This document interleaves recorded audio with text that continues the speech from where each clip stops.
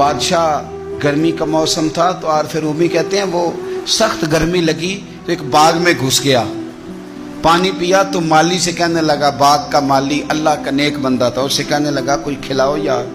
اس نے پہلے پانی پلایا، پھر ایک انار توڑ کے بڑا خوبصورت بادشاہ کو پیش کیا۔ بادشاہ نے کھایا تو بڑا میٹھا پھل تھا، تو اندر ہی خیال آ گیا کہ یہ تو میرے علاقے میں ہے باغ، قبضہ نہ کر لوں، اس پر قابض نہ ہو جاؤں۔ یہ کہتے ہی اس نے جب دوبارہ مطالبہ کیا نا، اندر بات ہے، کہنے لگا ایک اور لانا انار، وہ توڑ کے لایا۔ درویش آدمی تو جب دیا اس کو تو کڑوا نکلا، تو بادشاہ کہنے لگا یہ تو بڑا کڑوا ہے، ذائقہ کیسے بدل گیا؟ وہ رب کا بندہ تھا، کہنے لگا تیری نیت بدل گئی تو پھل کا ذائقہ بدل گیا۔